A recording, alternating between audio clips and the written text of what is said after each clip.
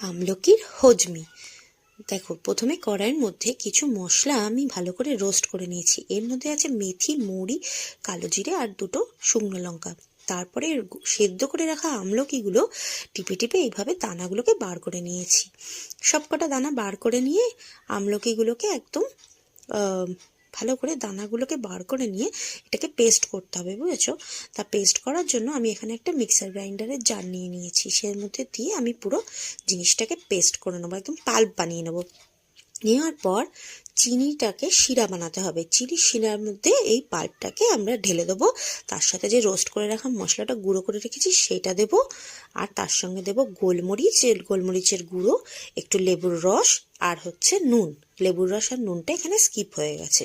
তারপর এটাকে ভালো করে হাই ফ্লেমে নাড়াচাড়া করতে করতে এরম একটা কনসিস্টেন্সিতে নিয়ে নেবো। তারপর বানিয়ে ফেলবো ঝাল ঝাল হজমি আমলকি।